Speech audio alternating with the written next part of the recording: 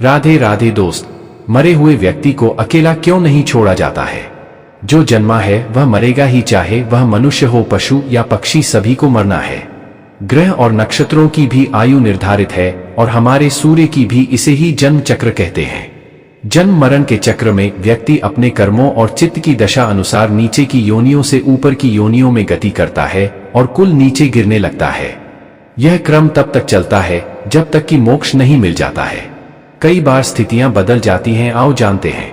गरुड़ पुराण अनुसार कि मरने के बाद क्यों नहीं शव को अकेला छोड़ा जाता है।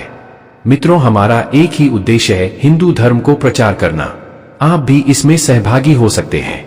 आपका एक ही काम है, वीडियो को शेयर करना और चैनल को सब्सक्राइब करना। यवा नंबर 1, सूर्यास्त के बाद हुई है मृत्यु तो हिंदू धर्म के अनुसार शव को जलाया नहीं जाता है। इस दौरान शव को रात भर घर में ही रखा जाता और किसी न किसी को उसके पास रहना होता है। उसका दाह संस्कार अगले दिन किया जाता है। यदि रात में ही शव को जला दिया जाता है तो इससे व्यक्ति को अधोगति प्राप्त होती है और उसे मुक्ति नहीं मिलती है। ऐसी आत्मा असुर, दानव अथवा पिशाच की योनि में जन्म लेते हैं। नंबर 2, यदि किसी व्यक्ति की मृत्यु पंचक काल में हुई है तो पंचक काल में शव को नहीं जलाया जाता है। जब तक पंचक काल समाप्त नहीं हो जाता तब तक शव को घर में ही रखा जाता है और किसी न किसी को शव के पास रहना होता है। गरुड़ पुराण सहित कई धार्मिक ग्रंथों में उल्लेख है कि यदि पंचक में किसी की मृत्यु हो जाए तो उसके साथ उसी के कुल खानदान में 5 अन्य लोगों की मौत भी हो जाती है। इसी डर के कारण पंचक काल के खत्म होने का इंतजार किया जाता है, परंतु इसका समाधान भी है कि मृतक के साथ आते बेसन या कुछ सूखी घास से बने 5 पुतले अर्थी पर रखकर इन 5 का भी शव की तरह पूर्ण विधि विधान से अंतिम संस्कार किया जाता है। ऐसा करने से पंचक दोष समाप्त हो जाता है। नंबर 3, यदि कोई मर गया है परंतु उसका दाह संस्कार करने के लिए उसका पुत्र या पुत्री समीप नहीं होकर कहीं दूर है तो उनके आने का इंतजार किया जाता है। तब तक शव को घर में ही रखा जाता है और किसी न किसी को शव के पास रहना होता है। कहते हैं कि पुत्र या पुत्री के हाथों ही दाह संस्कार होने पर मृतक को शांति मिलती है, अन्यथा वह भटकता रहता है। नंबर 4, शव को अकेला छोड़ दिया जाए तो उसके आसपास लाल चींटियां या अन्य कोई नरभक्षी रेंगने वाला प्राणी या पशु आकर शव को खा सकता है। इसीलिए वहां कोई न कोई व्यक्ति बैठकर शव की रखवाली करता है। नंबर 5, रात में मृत शरीर को अकेला छोड़ दिया जाए तो आसपास भटक रही बुरी आत्माएं भी उसके शरीर में प्रवेश कर सकती है। इससे मृतक के साथ साथ परिवार को भी संकट का सामना करना पड़ सकता है। नंबर है, शव को इसलिए भी अकेला नहीं छोड़ा जाता क्योंकि मृतक की आत्मा वहीं पर रहती है।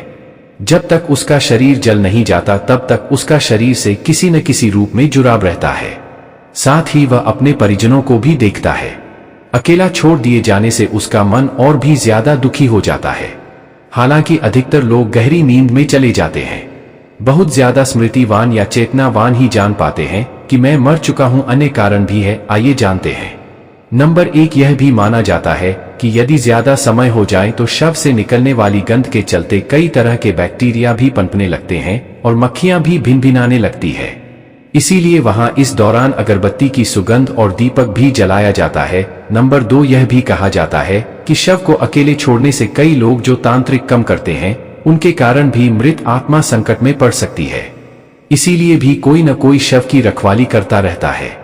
नंबर 3, शव के आसपास जगह को साफ सुथरा किया जाता है और धूप के साथ ही दीपक भी जलाया जाता है ताकि वहां दूर तक उजाला फैला रहे। इसका भी यही कारण है कि मृतक कहीं अधोगति में नहीं चला जाए, क्योंकि रात्रि के अंधकार में अधोगति वाले कीट पतंगे, रेंगने वाले जीव जंतु और निशाचर प्राणी ज्यादा सक्रिय रहते हैं।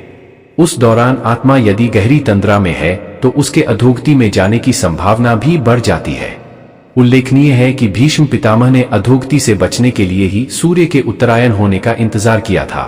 उत्तरायण में प्रकृति और चेतना की गति ऊपर की ओर होने लगती है। पुराणों के अनुसार व्यक्ति की आत्मा प्रारंभ में अधोगति होकर पेड़ पौधे की दाब टंगे पशु पक्षी योनियों में विचरण कर ऊपर उठती जाती है और अंत में वह मनुष्य वर्ग में प्रवेश करती है। मनुष्य अपने प्रयासों से देव दैत्य वर्ग में स्थान प्राप्त कर सकता है।